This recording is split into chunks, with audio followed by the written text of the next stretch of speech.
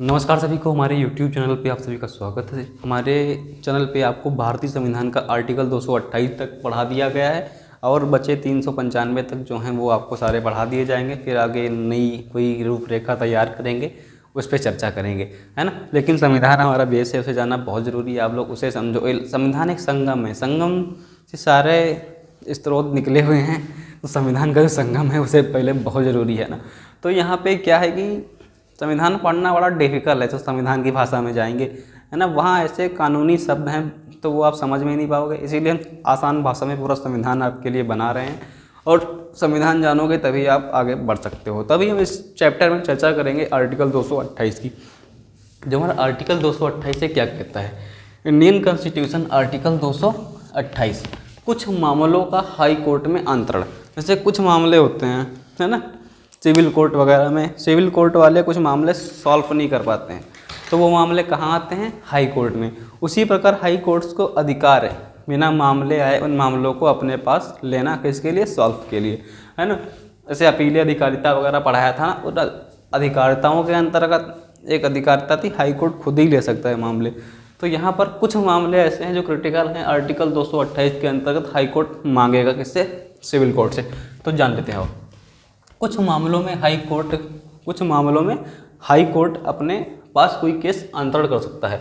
जिससे कहा गया है हाई कोर्ट से जो नीचे के कोर्ट्स हैं, हाई कोर्ट के जो नीचे कोर्ट हैं उसमें संविधान का मुद्दा उठ गया, है ना। जैसे बोल दिया गया संविधान की प्रस्तावना गलत है और आपका जो फंडामेंटल राइट्स संविधान का जो आर्टिकल 19 है वो सही नहीं है ना। या फिर कोई भी ऐसा मुद्दा उठ गया कि संविधान में जो पर्सनल लॉ है उसकी कोई वैल्यू नहीं है, उसको कोई भी कभी भी छेड़ देता है ना। तो ऐसा बोल दिया गया। जैसे सायरा बानो केस में था तुम्हारा, तो एक मौलवी ने बोला कि ये पर्सनल लॉ तुम छेड़ नहीं सकते हो, लेकिन वहाँ पे आर्टिकल 13-14 में कुछ मेंशन था कि जो पर्सनल लॉ में जो हमारे संविधान से पहले जो कानून थे वो सारे लागू रहेंगे, लेकिन जब हमारा पर्सनल लॉ छेड़ा जाएगा तो आर्टिकल 13 के तहत उस पर्सनल लॉ में, जो पर्सनल लॉ से हमारे फंडामेंटल राइट्स को कोई दिक्कत आएगी तो आर्टिकल 13 के तहत उस पर्सनल लॉ में थोड़ा चेंजेस कर सकते हैं। ऐसा था।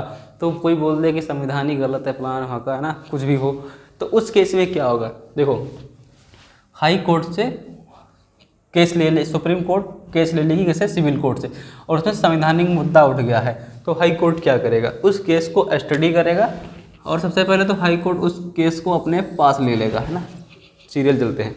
हाई कोर्ट उस केस को अपने पास ले लेगा, फिर हाई कोर्ट उस केस को स्टडी करेगा कि क्या क्या मुद्दा था, है ना। फिर हाई कोर्ट पूरा केस स्टडी करके उस केस को क्या कर देगा मित्रों, उस केस को हाई कोर्ट सॉल्व कर देगा, है ना। हाई कोर्ट सॉल्व कर देगा, जजमेंट दे देगा, क्या दे देगा, जजमेंट दे देगा, अपना फैसला सुना देगा।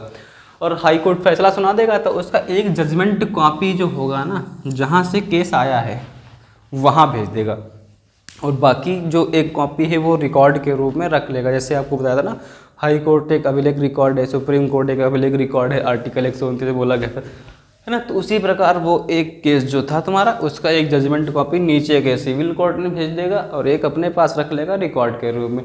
अब कि ऐसे कोई मामले आते हैं तो उसी जजमेंट कॉपी को अधीनस्थ न्यायालय तुरंत उसी मैटर को उसी प्रकार से सॉल्व कर देंगे।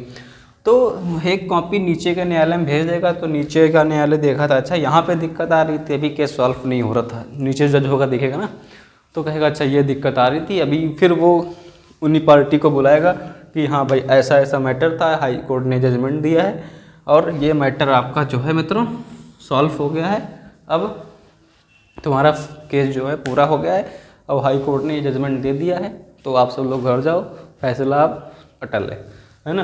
तो आर्टिकल 228 में मित्रों यही कहा गया है, कोई भी केस को हाई कोर्ट अपने पास आंतरित कर सकता है और उस पर फैसला सुना के एक जजमेंट की कॉपी सिविल कोर्ट में भेज देगा और सिविल कोर्ट वाले उसे पढ़ के उसको फैसला सुना देंगे। चैनल को लाइक, सब्सक्राइब, शेयर कर लें। आर्टिकल 228 बस इतना ही, मिलते हैं आर्टिकल 229 के साथ। धन्यवाद।